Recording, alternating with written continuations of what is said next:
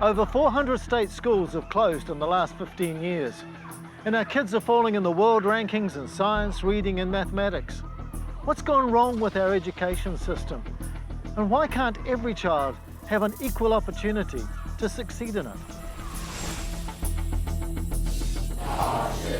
Should we worry that Chinese kids seem to be doing better than ours at school? Teachers will be receiving $8,000. Should we give bonuses to good teachers? And what about tomorrow's schools? Have they been a success or not? As a former teacher, I'm deeply concerned about what's happened to our education system. So I've been filming in Finland, China and America, and I've talked with some of the world's leading educators. And what I've discovered may challenge your ideas about how we should be teaching our children to prepare them for the future. I'm Bryan Bruce, and this is my report.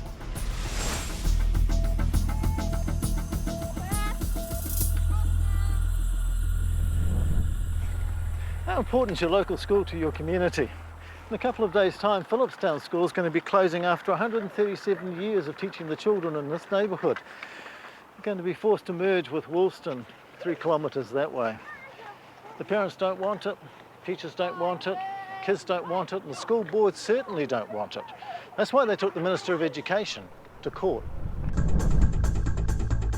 The case captured the attention of the nation because what was at stake was whether elected school boards are really in charge of our schools or not. And the answer was, they're not. The Education Act allows the minister to close any school at any time. The trouble is, the very same act, created by former Prime Minister David Lange back in 1989, also gave parents the power to run their local school. So after the Christchurch earthquake, when the minister decided it was more cost-effective to amalgamate some of the city schools, many parents and teachers felt that the partnership between communities and the government, implicit in our Education Act, had been betrayed. Phillipstown Principal Tony Simpson.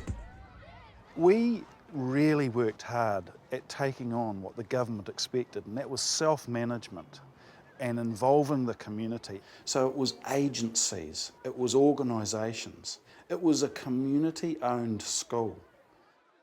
So there's no transparency here? Oh, no, there's no trust. The trust with the sector has gone. Tony speaks for many on the front line of teaching who feel frustrated at the way that politicians and Treasury officials have tampered with our education system over the last 30 years, but have failed to take responsibility for the fact that many of their top-down decisions have gone wrong. So how has it come to this? To understand the mess that the delivery of our public education system is in, we have to go back to 1987, when the fourth Labour government was elected for the second time, and Prime Minister David Lange appointed himself the Minister of Education.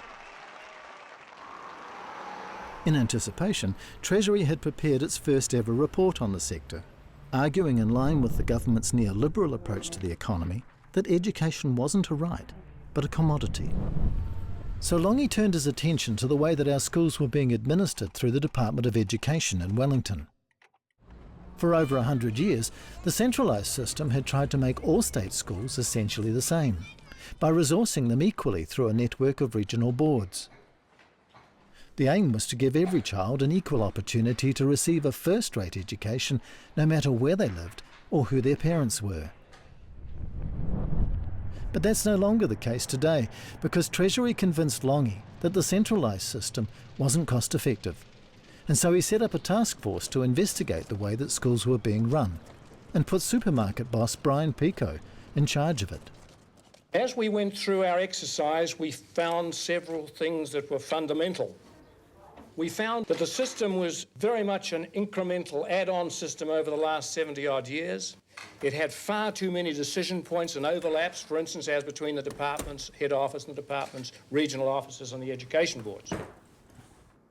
So what Bruce suggested was that we move more of the day-to-day decision-making of teaching to the front line, and also to give parents more involvement in the education of their children. But the way that Bruce suggested we might do that was, I think, a colossal mistake. Because you see, his advice was to simply get rid of the Department of Education altogether, and the regional boards, and let every school manage itself through an elected board of trustees. And it laid the foundation for two things that I think are getting in the way of teachers doing their job today. The first is it created an unhealthy competition between schools. And the second thing is, ironically, it created a worse bureaucracy than we had before. Well, I think tomorrow's schools, the idea of having communities closely involved in schools is a great idea. But the risk of self-managing schools is that they will manage themselves. So what has happened is that in order to stop schools managing themselves into problem areas, there are layers and layers of compliance and regulation around that management. So we don't have the best of self-managing schools, and we don't have the best of a centralist system. We have the worst of both. But instead of facing up to the fact that our self-managing school system is a shambles and consulting with our educators on how to put it right, consecutive governments have instead aggravated the issue by crunching schools together into bigger units. A hunt through the ministry's website reveals that over 400 schools have been closed under both Labour and national governments over the past 15 years, based largely on the advice of Treasury that bigger schools are more cost-effective than smaller schools. So you might think, so what? If a larger school can deliver the same kind of education as two smaller schools, why wouldn't you put them together? What's the problem? Well, the problem is that the latest research is showing that small schools can be more effective than large schools in certain situations, especially if the children come from lower socio-economic areas. This report says small schools can deliver better results than larger schools and may therefore be a tool to narrow the gap between affluent and poor communities. Now, if that's true, then we really have to take some notice of a tool like that. Because take a look at this. NCA Level 2 is really the baseline that you need these days to get a job or to go on further with your education. But currently, just 57% of students from Decile 1 or 2 schools leave with NCA Level 2, while 87% of students from Decile 9 and 10 schools leave with NCA Level 2. So we've got a real problem with what educators call equity or fairness, of which smaller schools might form part of the solution. The idea is that in small schools, the needs of children are more easily recognised and met. If you arrive at Phillipstown hungry, you're fed by community helpers. And if you're small, you feel safe.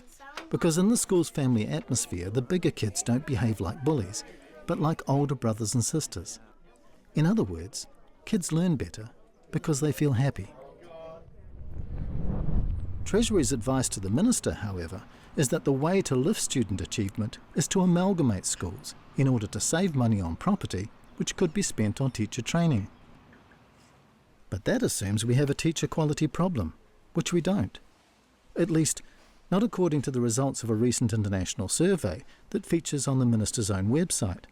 And it found our teachers to be amongst the most highly trained and best qualified in the world.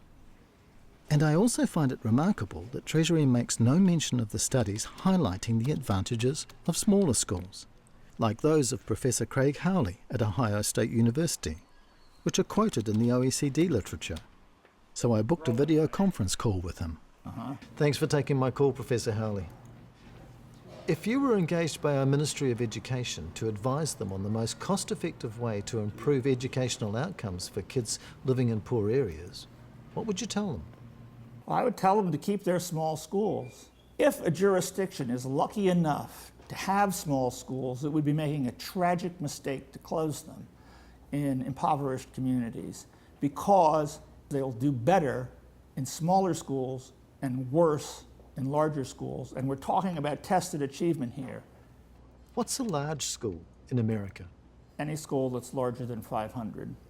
And for high schools is 1,000 kids or larger. Above that level, schools start to be educationally unproductive. And what happens in those cases, and this is why I say it's cost effective, is that there's a systematic tendency towards bureaucracy and alienation and pushing kids who are likely to be least attached to the school out of the school and making it an unhappy place both for teachers and students. So why are we ignoring research that could improve educational outcomes for kids in poor areas? And why do we even have a problem of fairness in our public school system anyway?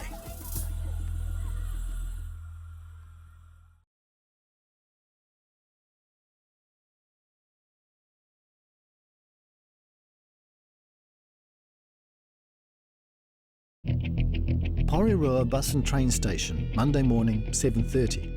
And a stream of students are heading off to school in Wellington, 27 kilometres away. Why don't you go to the local school? Just better education. It's the better education, and the brotherhood is just a bit stronger over there. Yeah. Every day of the school year, thousands of kids up and down the country are fleeing their local schools, trying to find a better education somewhere else. And that's not right, because in a fair public education system, every school should be a good school. So why is this happening? The answer, as with so many things in New Zealand life over the last 30 years, is the rise of individualism and the politics of choice. By the time Jim Bolger's national government took office in 1990, the neoliberal ideas of deregulation and user pays had made consumerism the driving force in the New Zealand economy. In a climate of increasing choice, wealthier parents argued that they should be able to select the state school that they wanted their child to attend, in the same way they could now choose their electricity provider or telco. So National's new Education Minister, Lockwood Smith, abolished school zoning. Zoning is a very artificial, cumbersome, bureaucratic system that takes choices away from people. The result? Chaos. Schools in low-income areas became underutilised as students fled them, while costs in popular schools blew out as they kept expanding. So in an attempt to preserve parental choice but address the emerging gap between rich and poor schools, Smith divided schools into 10 socio-economic groups, or deciles, and gave more funding to impoverished Decile 1 schools than wealthier Decile 10 schools. But it didn't work, and even after the reintroduction of zoning, competition between schools means that aspirational parents can still find ways to avoid sending their children to the local school, and that's continuing to cause a problem in fairness and resources. So we're now at the point when 80% of secondary schools and about 2/3 of primary schools say that they're directly competing with other schools for students. And what that means is that they don't share resources, they don't share knowledge, they're suspicious of each other. And for Maori and Pacifica children, Dr. Wale says that the switch to a competitive, self-governing school system was a disaster. We'd gone into tomorrow's schools to improve achievement for Māori and Pacifica students especially. That was a big thing. And it just flatlined all through the 1990s. That was a wasted decade. And you look at other school systems that have made progress, and we threw away a decade. And we're now struggling to try and make the ground again and get the trust between the schools and the Ministry of Education.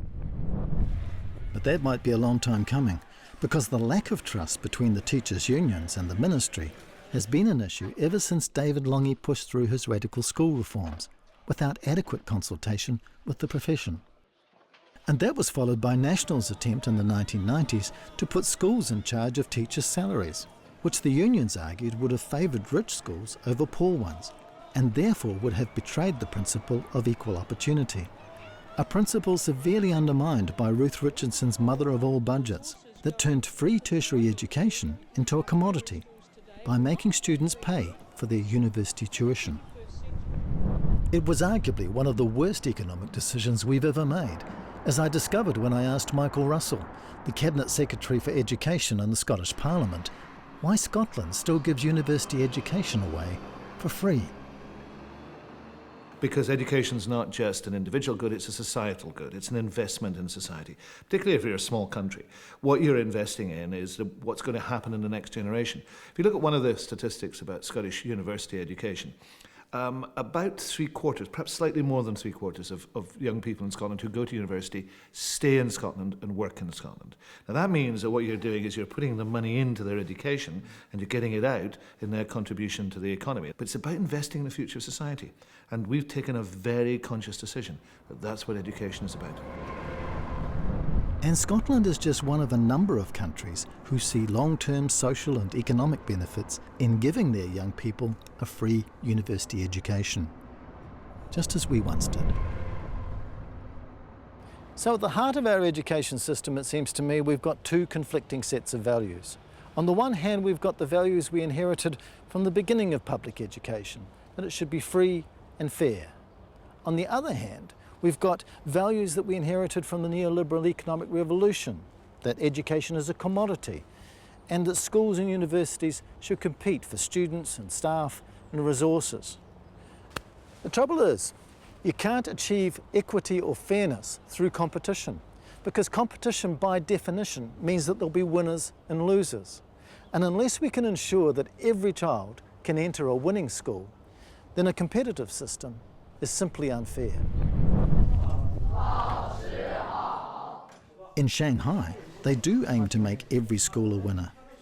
And by using a highly test-focused instructional system of learning, the students of Shanghai have dominated the OECD's international achievement tests for the last 6 years by consistently rating number 1 in reading, science and maths. Whereas the results of Kiwi students have steadily fallen from 7th best to 13th in reading, from 7th to 18th in science and 13th to 23rd in maths.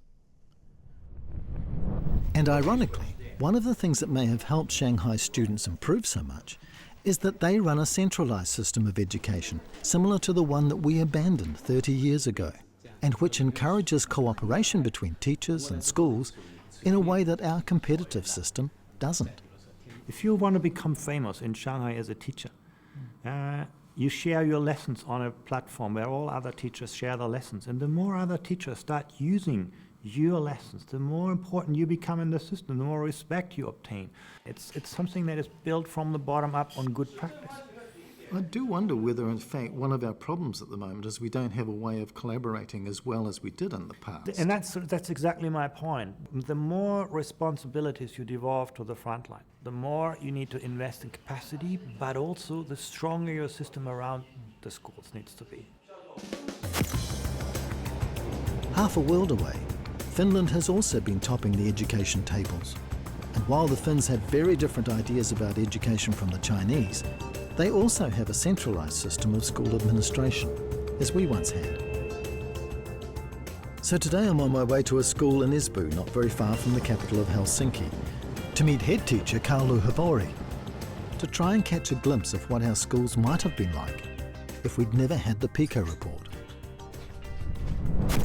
Our schools are equal. Kids go to the school in the neighbourhood. We don't have bad and good schools. Parents aren't interested to find out what's a good school or a bad school because all schools are more or less the same quality. And when I asked Carl how Finland assessed the performance of teachers, I learned that they were doing what we once did, but have forgotten. We've got a very light administration. The whole idea is that they're professionals who are working in the school. They know what they're doing. The government trusts the municipalities trust the principals trust the teachers, and the parents trust the teachers too. This is the idea. But trust them to do what? What's the best way to teach our children to prepare them for a future that no one can predict?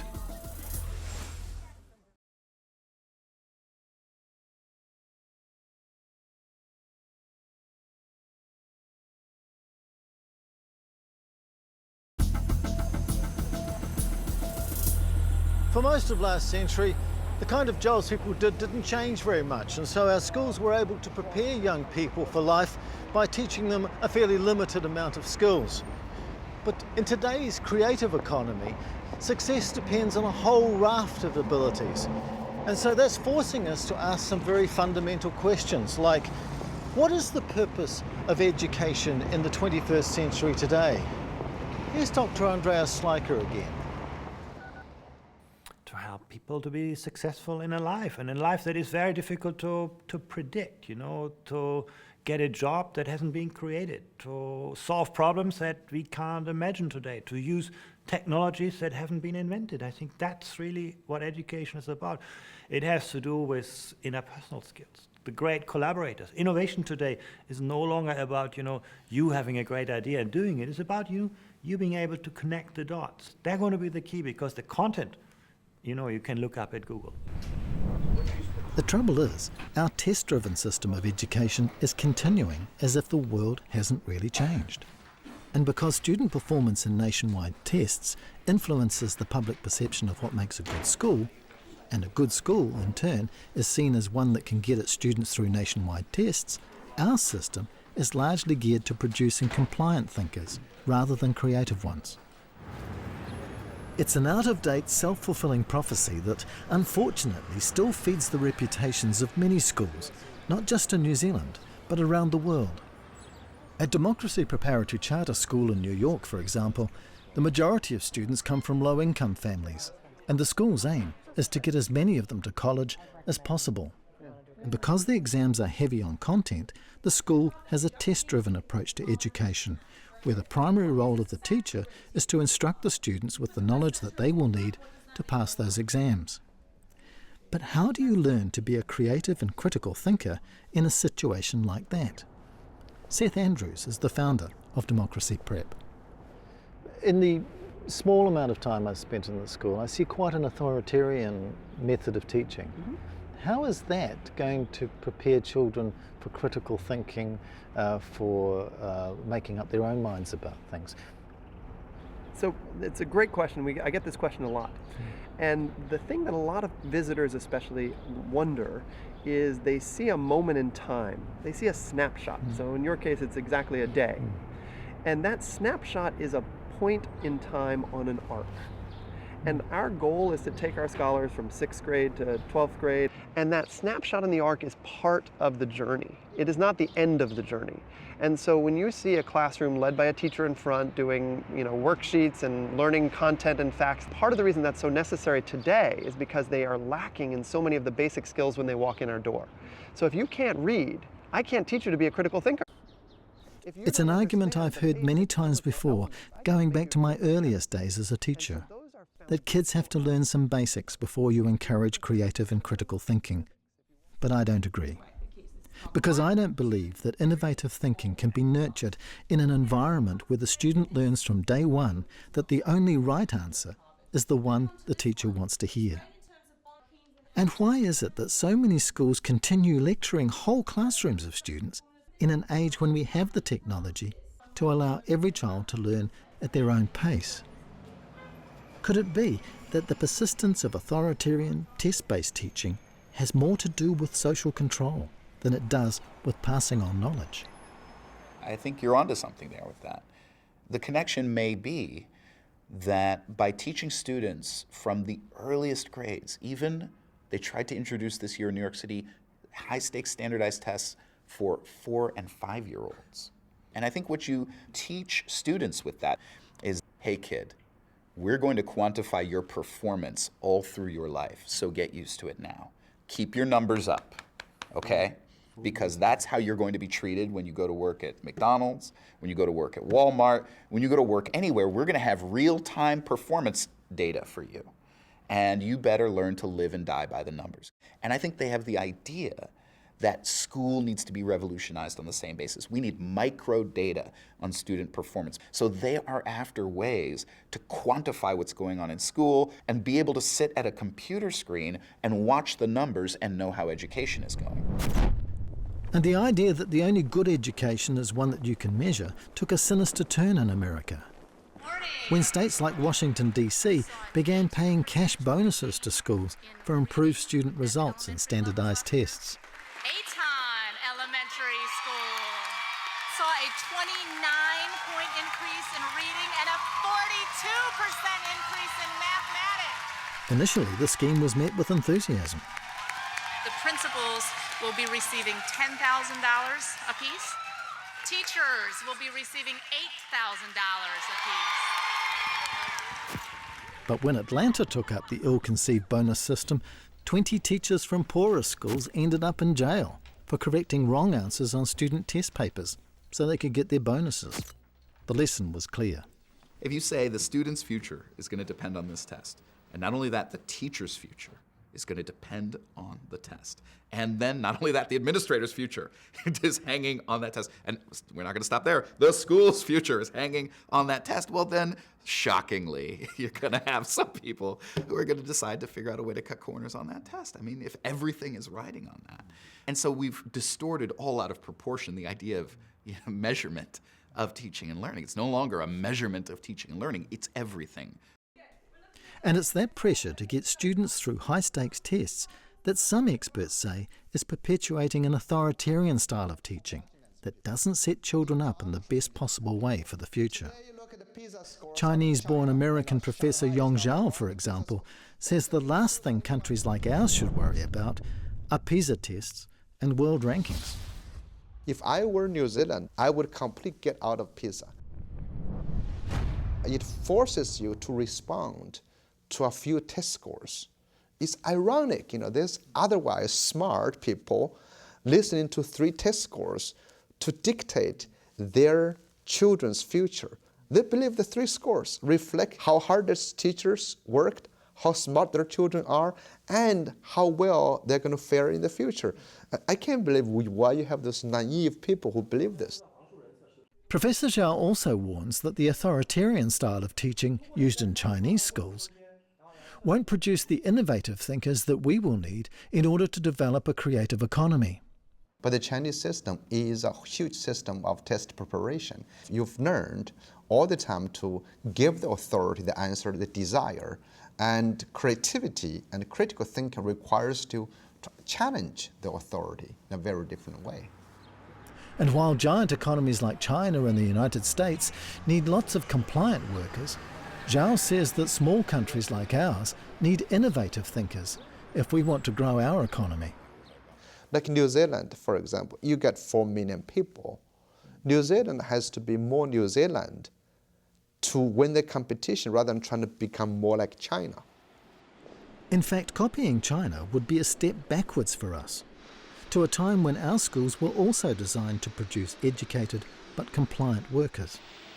But in today's global economy, where other countries now make our clothes and robots assemble the cars that we once built ourselves by hand, we are having to find new ways to diversify and expand our economy. That's why we've got a Ministry of Innovation, because we're going to have to think smarter if we want to have our economy grow. And that can't happen if we don't produce creative young thinkers from our schools. And if we want that to happen, we're going to have to cut our teachers a bit of slack and stop telling them that the only thing that matters are the results of tests which have questions with right or wrong answers.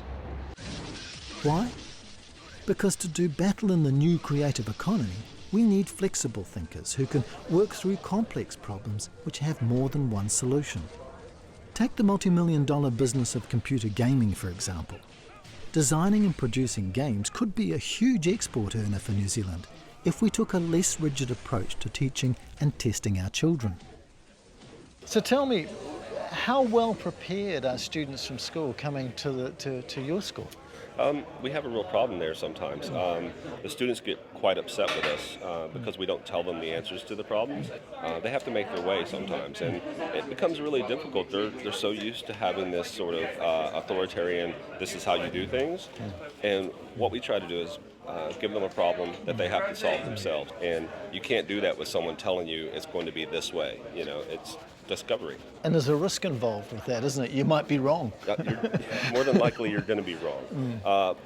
But being wrong is okay. It's stopping after you're wrong the first time that's the problem. So what do we have to do to make sure that our children and our economy have the best possible future?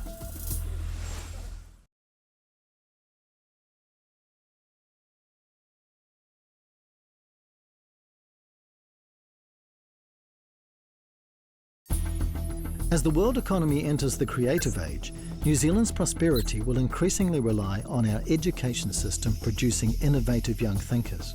But that can't happen if success at school depends on simply repeating what you're told. So how should we be preparing our kids for a future that none of us can predict? Well, I've searched the world for an answer, and I think I've found it right here at Manurewa Intermediate. It's a Decile 1 school in the poorest part of Auckland. But if any school has got the secret of how we can prepare our kids for the future, I think it's this one.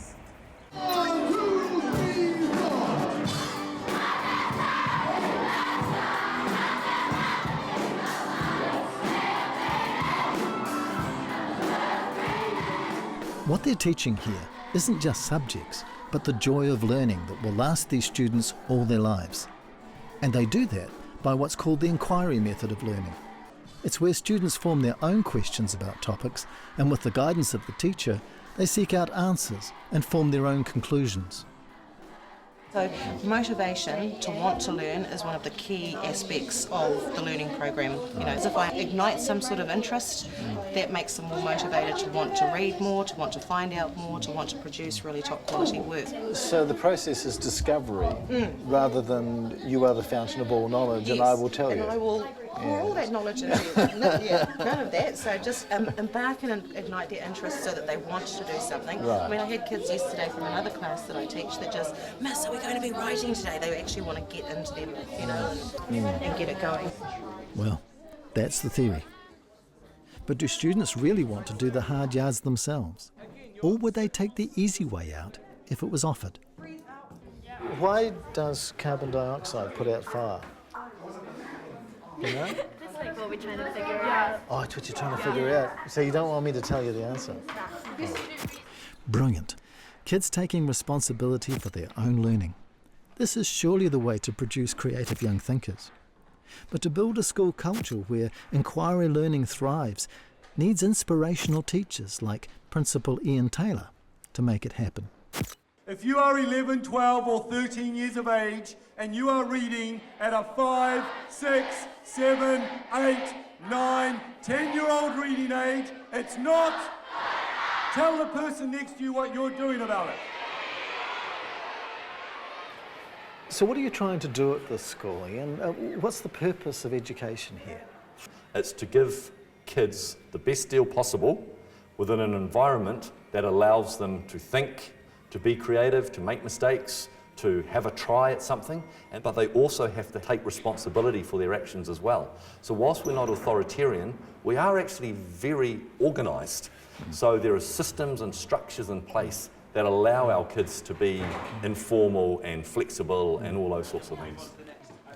It's the same student-centred discovery approach to learning that I found at the heart of the Finnish education system. More than 20 years ago, Finland dropped its test-based approach to learning for one that reflects real life, where you try things and you learn from your mistakes. Any tests that are given are largely diagnostic and aimed at detecting individual differences in order to teach each child more effectively. Now, of course, New Zealand primary teachers do that too, but they're also required to report to the Ministry of Education through a national standards process that promotes the similarities between children rather than their differences. Broadly, the process is that teachers are free to choose which of many kinds of tests available on the Ministry's website they'll give to their students. Based on the results and their own observations, the teacher then makes a judgment as to whether a child is at, above or below the national standard in reading, writing and maths. Teachers are then expected to check a sample of their judgments with their colleagues before the school sends their assessments off to the Ministry of Education, who collate the information from around the country and publish it. But while this data may look impressive, the fact is that different teachers at different schools are assessing children using different tests and different methods on different days, which means that all this time-consuming data collection is of very dubious value. Now, while some might see that as an argument for standardised testing, and while it's true that there does come a day when students eventually have to come up against each other in external exams, Finland has discovered that by removing the tyranny of competitive tests and by trusting teachers to do progressive individual assessments instead, has produced more creative thinkers and better overall results.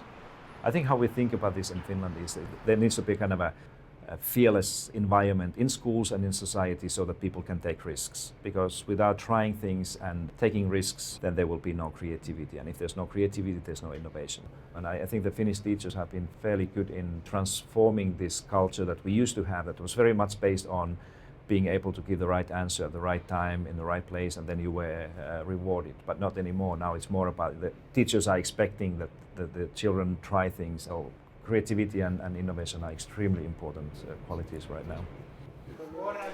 Finland's decision to replace its test-based education system with one that gives teachers more freedom to develop the curiosity of their students has helped transform their country's economy from one that was dependent on primary industries, such as forestry, into one that now also trades in knowledge and technology.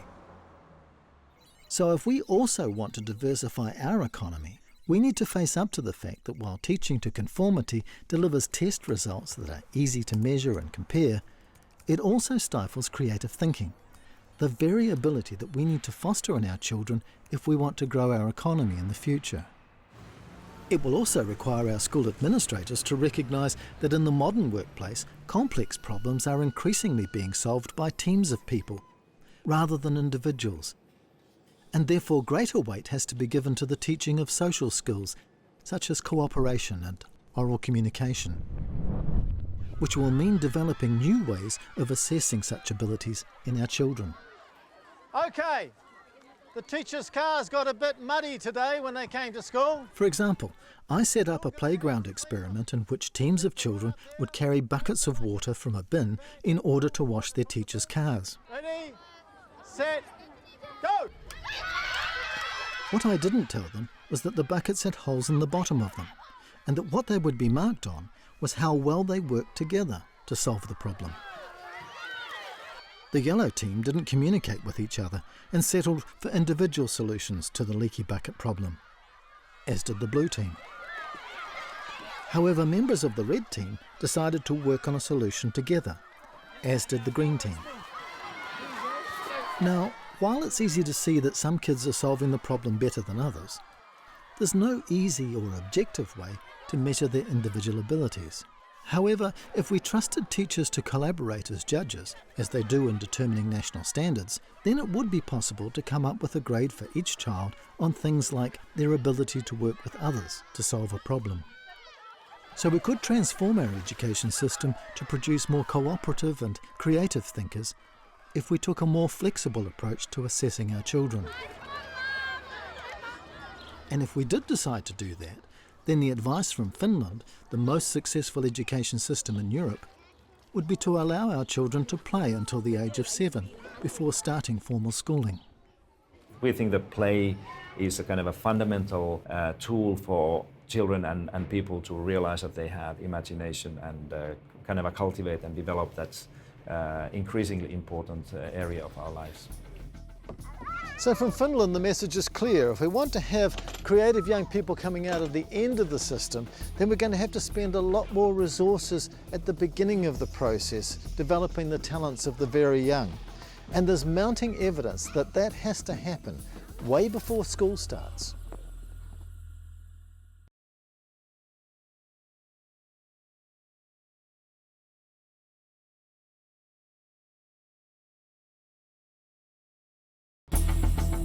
Arguably, the greatest factor governing the success of children at school is what happens at home. While it's true that many children from poor homes arrive at school substantially behind their cognitive development, it doesn't have to be this way. For 20 years, the Hippie program has been teaching low-income parents how to prepare their children for school. And while basic numeracy and reading skills are obviously important, founder Dame Leslie Max says that simply encouraging parents to talk with their preschool children can greatly improve their cognitive skills. A child in a professional home hears something around 11 million words in a year. A child in a welfare home hears something like 3 million words in a year. Now, when that is added up and the child enters school, the child who's had the less verbally rich background enters at a disadvantage. Now, Hippie helps to rectify that disadvantage. It's impossible to overstate the importance the early years have for later life. 80% of our brain growth, for example, happens before we're 3 years old. So should we be teaching our kids to read, write and do maths much earlier? Our chief scientist, Sir Peter Gluckman, says don't rush it. The most important thing is to encourage children to interact with other people well, to understand how to respond to instruction, to complete tasks, how to interact and understand other people's feelings, to have empathy and so forth. Exploration, these sorts of skills are so important to success in life. There's a lot of evidence that it's those skills that determine whether people can be resilient to the stresses of teenage years and later life.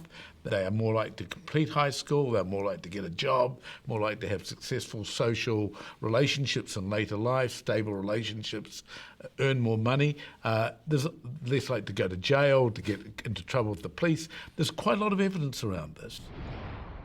But despite all of this research, we're still spending more money towards the end of our education system than at the beginning. And to make matters worse, our kindergartens have been faced with substantial cuts to their budgets in recent years. A situation made even more difficult by the relaxation of preschool teacher qualifications that allows private early education providers to fill up 20% of their positions with unqualified staff. Parents, of course, are the first teachers, and the 16 months of paid parental leave that Swedish families enjoy to look after their newborn children, compared to the 18 weeks available to Kiwi parents, is a measure of how much we undervalue the role that parents play in the foundation years of a person's life. Certainly much of the success children have at school depends a great deal on the attitudes that parents have to the value of education. Doug and Angela Rawari live in South Auckland. They have 5 children and money's tight, but they don't shortchange their kids when it comes to spending time on their education. Right from day one, your school is their pathway to their life, and we're only a guide for them. What inspirations they get are from their teachers. So from day one, you want the school to equip your children with whatever they need to do to carry on. So it's actually 3 ways: your parent, your teacher and the child. We're very open with our teachers and they go to the extremes in helping us. No one knows what the future holds for our children, but it seems to me that fostering the love of learning needs to be at the heart of our education system, and we need to find New Zealand solutions on how to do that. Yes, it's good to be able to read and write your history, but how much more relevant to your life is it if you can sing it or be moved to tears by it? And you don't have to sit in straight rows in a classroom to learn discipline or follow instructions. You can learn those things just as well, if not better, by performing in a kapa haka group.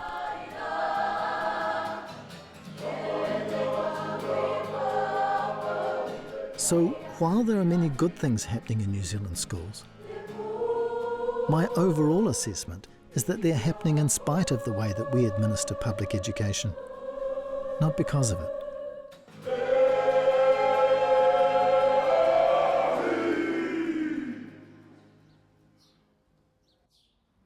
One of the underlying principles of a good public education system is that it should be fair. Well, ours isn't. And so I think we need to face up to the fact that when we introduced the concept of self-managing schools almost 30 years ago, we ushered in a period of unhealthy competition. And that's created a huge gap between the educational outcomes of children in rich and poor areas.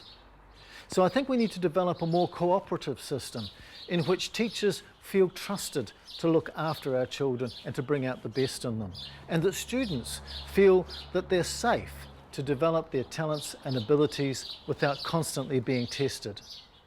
Now, that's going to be difficult to achieve, but if we don't start a national conversation today about how we can bring these things about, then we're not going to have a vibrant and creative economy tomorrow.